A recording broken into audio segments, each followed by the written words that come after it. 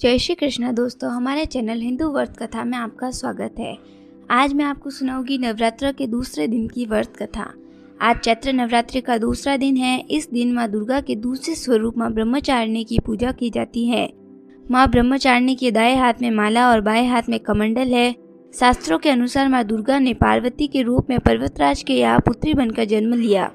पार्वती ने महर्षि नारद के कहने पर देवाधिदेव महादेव को पति के रूप में पाने के लिए कठोर तपस्या की थी। हजारों वर्षों तक कई इस कठिन तपस्या के कारण इसका नाम तपचारिणी या ब्रह्मचारिणी पड़ा। अपनी इस तपस्या से उन्होंने महादेव को प्रसन्न कर लिया।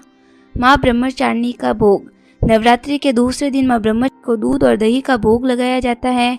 ब्रह्मचारिणी रूप की आराधना से उम्र लंबी होती है और इसके लिए माँ को शक्कर, सफेद मिठाई, मिश्री का भी भोग लगाया जाता है।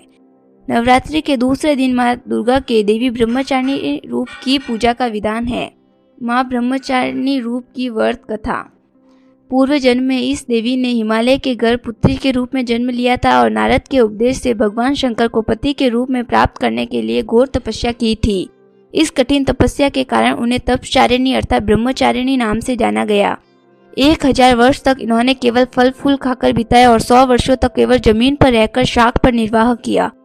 कुछ दिनों तक कठिन उपवास रखे और खुले आकाश के नीचे वर्षा और धूप के घोर कष्ट सहे। 3000 वर्षों तक टूटे हुए बिल्वपत्र खाए और भगवान शंकर की आराधना करती रही।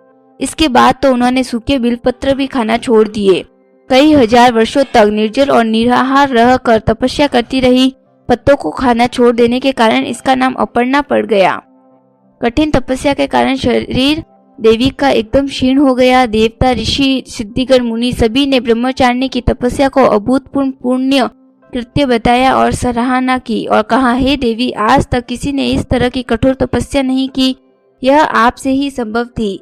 आपकी मनोकामना परिपूर्ण होगी और भगवान चंद्रमौली शिवजी तुम्हें पति के रूप में प्राप्त होंगे। अब तपस्या छोड़कर घर लौट जाओ, जल्द ही आपके पिता आपको लेने के लिए आ रहे हैं। माँ की कथा का सार यह है कि जीवन के कठिन संघर्षों में भी मन को विचलित नहीं करना चाहिए। माँ ब्रह्मचारिणी देवी की कृपा से सर्व सिद्धि प्राप्त होती है। आपको ये वीडियो अच्छा लगे तो इसे लाइक एंड शेयर जरूर कीजिएगा और इसी प्रकार के हिंदू व्रत कथाएं जानने के लिए हमारे चैनल को सब्सक्राइब भी कीजिएगा। धन्यवाद।